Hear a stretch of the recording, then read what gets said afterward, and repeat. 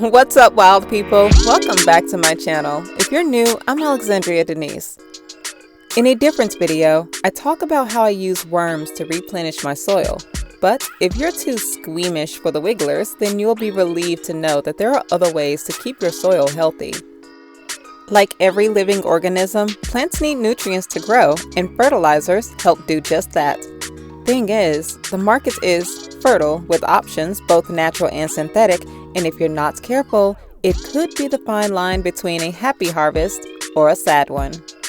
That's why in this video, I'm going to help you understand the types of fertilizers you're putting into your soil, how to identify what's organic and synthetic, and break down NPK. But first, as with fertilizers to plants, clicking that like button nourishes my channel and helps this information branch out to reach more people. Subscribe to the tribe for more self-sufficient content, check out my other socials, and feel free to toss the channel a bone via donations in the description below. Now, let's get digging. It's important to understand that a plant's growth doesn't solely depend on the type of fertilizers you use, but rather the soil itself. It's only one piece to the puzzle.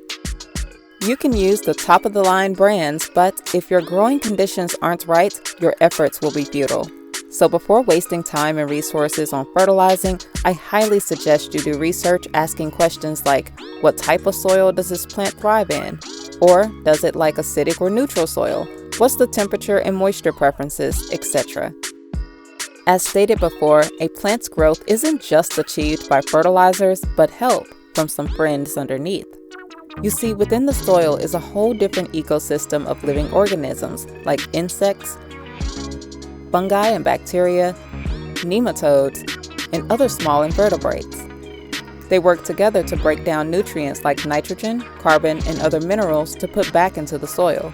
This process takes time, and when this ecosystem is disturbed, so is the process. I will talk more on microorganisms in a different video, but just keep that in mind before making your choice. There are two types of fertilizers, natural and synthetic. Ever thought about how trees and plants in the wilderness stay healthy, grow strong and tall, and continue to provide food and shelter for generations to come? Well, that's because God has already figured out a system to keep nature self-sustaining by recycling minerals and nutrients that comes from the source itself. In deciduous forest, the leaves fall from trees every year, which eventually gets broken down to become food for the tree it fell from. In addition to acting as mulch for the soil to retain moisture and smother out weeds or other nutrient-stealing plants. A 3-in-1 job. And when an animal defecates or clocks out of life, it becomes extra nutrients in the soil. That's why natural sources ranging from animals to plants are my preferred choice for sustaining my garden. They improve the structure of the soil, are completely biodegradable, renewable, sustainable, and a familiar source of nutrients for both the plant and those microorganisms I told you about. Best of all, organic sources are slow releasing, which offers steady, consistent feed to plants, so I rarely have to buy fertilizer. As they break down, the plant absorbs what it needs, so long as other factors are in check. But because it takes time to break down into the soil, the drawback is it won't be immediately available for the plant to absorb. That's why in the off-season, I add organic matter to my garden so it can be bioavailable for the next growing season. Some common animal sources and some of my favorite organic fertilizers consist of these: worm castings and compost tea. Castings are basically worm poop that's been left at the top of the soil where the red worms feed. Yeah. The compost tea is just the water that collects at the bottom of the bin. Both can be used as a supplemental feed to all sorts of plants. I use both to give seeds an extra immunity boost before planting. Just scoop up some castings and either add a bit of water or compost tea to soak them in.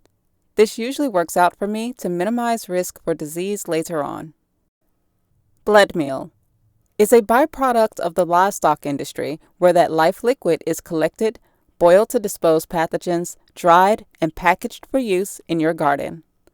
While I do use commercialized, I do my own version of this where I collect the blood from the deer I hunt, dilute with water, and pour into my garden for fast absorption. It goes back to using every part of the animal, plus liquid fertilizers are absorbed faster than dry. You can liquefy blood meal by adding a scoop to a bottle of water. Much like the last, bone meal is also a byproduct of the livestock industry where they dry out the animal's bones and grind it into a fine powder. Bone meal is a good source of phosphorus, which grows strong roots, but unlike blood meal, it takes a few months to break down into the soil, so adding it ahead of planting is key. Manures are droppings of animals like cows, sheep, chickens, and other birds, even bats, which is referred to as guano. If fed the proper diet, these animals' gut bacteria ferments and breaks down various sources of nutrients plants need. This turns their browns into gold. Be cautious of using fresh manure, as it is high in ammonia levels too potent for most gardens and can burn your plants. So it's best to let it age first. Also, manures contain other important minerals like calcium, zinc, and magnesium. Fish emulsion and meal is probably the optimal of the previous. Ancient civilizations have long figured this out, from the Egyptians to Native Americans, for obvious reasons. Fish are a loaded source of oils, vitamins, minerals, and everything in between. I use the remains of the fish I catch by blending them with water, letting it age, dilute with more water, and pour it in my garden as emulsion. I even get scraps from the market for less than I would for a finished product. Every now and then, I put the entire remains in my soil, which is considered the meal. But be aware, fish are like sponges, soaking up whatever is in their environment, so make sure you are sourcing your fish from clean waters as not to contaminate your soil. If you won't eat it, don't use it. Aside from animal sources, there's an endless list of plant sources as natural fertilizers. I'll just list them here, but compost is my go-to. Compost may also contain traces of decomposed animal tissues, but for the most part, is comprised of decaying plants that's placed in a pile, exposed to the elements until it breaks down over time. Most cities and counties that have composting facilities may charge residents to dump their yard trimmings, but also allow people to pick up ready compost for free. The only downside is that depending on how other people care for their lawn and garden, you may be picking up products with traces of chemicals and disease. So be vigilant of suspicious signs. I use the lasagna method to top off my beds and containers, so just in case, I can scoop it up if needed. A source to be cautious of is mushroom compost. I personally don't have experience with mushroom compost as I mainly stick to what I know works, but the word is tricky because some plants love it and some hate it. But it can serve its purpose when used correctly. Though I believe I know where the concern lies. It's said to contain a lot of salts. I'll elaborate more on this later in the video, but this is just one I'm making you aware of based on others' reviews. If you have experience with it, let's hear your story in the comments or in the Facebook group. As with any product, understand your need for it. Read the ingredient label if it has one to ensure what you are buying is what you are getting, in addition to reading the instructions. This is especially true for synthetic fertilizers. Now, I want to be fair about this. Though I prefer natural sources, synthetic works where it's needed. True, they are altered in a lab and have been formulated to contain unnaturally high levels of the big three elements, but sometimes that high is needed, and I find synthetic works best only in liquid form. Plants that are in critical need of nutrients may benefit from this immediate boost in the short term, but if you are serious about long-term results, I greatly encourage that natural route. Remember those microorganisms I spoke about earlier? Yeah, they are the true life of the soil that breaks down the nutrients to make them bioavailable to the plant. Many gardeners don't use synthetic fertilizers responsibly, which overwhelms and kills the microflora. Then they tend to buy more, thinking it will solve the problem, but it only makes matters worse. This leads to weaker and lesser yields year after year. Synthetic fertilizers don't behave in the soil the same as organic, and the organisms don't respond to it as well as naturally occurring ones. Whoever says otherwise is only trying to sell you snake oil. In days before I knew better, I used to use them, but every year it got harder to maintain without spending a lot of money. My plants would grow, but become stunted, so I would constantly fertilize along with other destructive practices such as monocropping, not planting for pollinators, overwatering, this, that, and the third, only for plants to still die or not produce. Yeah. Not to mention, there were too many instructions and calculations involved to use synthetics effectively. The blueprint to a sustainable garden has already been laid out in the natural world. Why work harder? The hardest work I do for gardening comes in the off-season, when I'm restoring beds or preparing the soil, fertilizing or pruning perennials, and making plans for the following season. Otherwise, the most I do during the season is watering, keeping pests away, a little fertilizing here and there, and harvesting. Now, these duties may be more or less depending upon your space, but ruining your soil through the use of chemicals shouldn't be on the list of problems. The two forms of fertilizers are liquid and dry, and they are to be used differently. Whether natural or synthetic, dry forms are used for a continuous slow feed, whereas liquid forms are used to give plants a quick boost. Dry is long-term feed, and liquids are short. For dry form, use lasagna method, or lightly work into the soil and water so it can get to the plant's roots. Liquids are to be diluted with water and poured into the soil or sprayed on the plant's leaves. This is called foliar feeding, where plants during the growing season can quickly absorb nutrients if feeding is hindered through the roots. I don't foliar feed often, as timing is a factor, plus the risk of burning or rotting the leaves. If organic fertilizers don't come in a liquid already, you can soak the dry forms in water to turn into a liquid concentrate. Commercial fertilizers may already come in that form, but still follow the instructions on mixing rates and application. Now, we all know looks can be deceiving. Not every pretty package on the shelf will give you the best results. To tell apart natural or synthetic, look on the back of the package. This tells you the source in which the fertilizer came. Naturals are obvious or may come with a scientific name. Following derived from, you'll see the main sources. The common chemical compound ingredients in synthetics are ammonium phosphate, ammonium nitrate, and urea phosphate. I do want to mention, if you were to look these terms up, you'll see the salt of. That's because in chemistry, it means the substance produced by the reaction of an acid with a base. So basically, the residue or end product. These aren't sodium salts like table, de-icing salts, or sea salt, which pulls moisture out of the soil and dehydrates plants, but non-sodium salts like potassium chloride, which is also widely used in commercial fertilizers due to its high potassium and affordability. It's also used as a table salt substitute for people with high blood pressure. So yeah, guys, you are eating fertilizer. Well, not quite.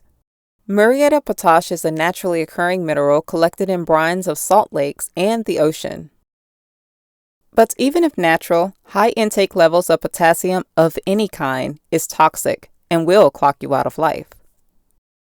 Another way to distinguish which is natural and synthetic is by the three numbers you see on the bag that represents the NPK. NPK refers to the three key elements plants need for optimal growth.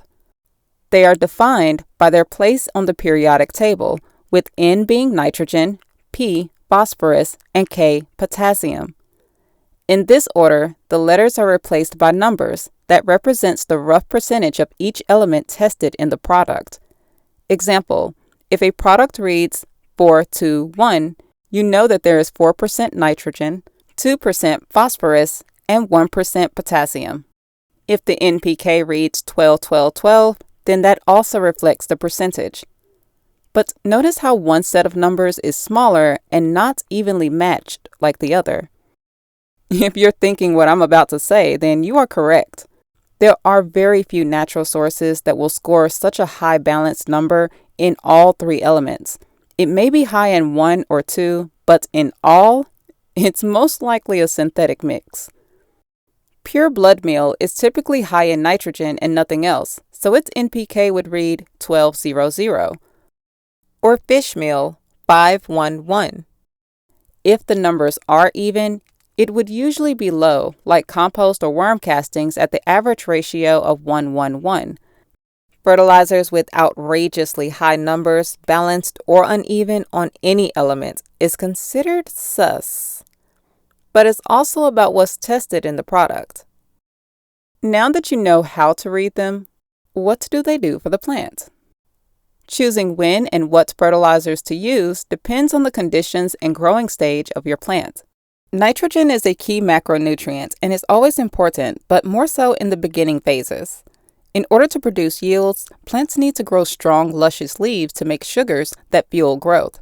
Nitrogen is a component to build proteins and chlorophyll molecules that helps plants capture sunlight in a process called photosynthesis. Though it is critical, it's just one component to this process. I explained in my other video, The Best Times to Water Your Garden, how plants use water to fuel this process, but these elements work together to make photosynthesis happen. Nitrogen is the nutrient lacking in the soil most because plants consume it faster, so adding rich sources prior to can give your garden a great start. Just don't go crazy with it. Too much nitrogen can delay flowering and fruiting.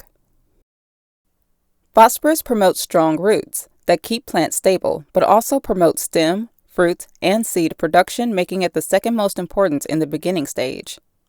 Signs of a phosphorus deficiency may be stunted growth, discolored foliage, and fruits may drop early. However, many gardeners get confused on if phosphorus is even present in the soil. It's one of the nutrients that take longer to break down, so it's best added early, but also the one plants have difficulty accessing. This is because if soil conditions aren't right, be it too acidic or too alkaline, phosphorus binds to other minerals, making it a challenge for most plants like blueberries to absorb. So plants develop strategies to extract it from the soil. Since it's slow to break down and harder to take up, you may be good on this nutrient, but doing a pH test may tell you if you need it, or just make some soil pH adjustments. Potassium. Good levels of potassium not only encourage fruiting, but also boost immunity to make plants resilient to extreme temperatures, including drought, aid in water retention, disease resistance, enhance flavor, and just overall a healthy development. Signs of potassium deficiencies are dry, curled leaves, easily wilts on sunny days, stunted growth, yellow and browning leaves. Aside from the commercially used source, other sources would be wood ash, banana water, kelp meal, seaweed, and composted fruits and vegetables. Having fertile soil is important, but having the correct soil is just as equal. Combined with proper watering, attracting beneficial critters, and companion planting, it can make your experience enjoyable and worthwhile. Now that your brain is fertile with information, don't forget to nourish my channel by leaving it a green thumbs up so it can branch out and reach more people. Special thanks to all of my returning tribe members, and if you're new, I hope you consider being one too. Feel free to toss the channel a bone via donations and track down my socials in the description below. After all that garden work, feast for the beast within on True Nature's Kitchen, where I post recipes for a healthy, wholesome living. Until next time, dig your roots deep, grow beyond your haters' reach, and stay wild.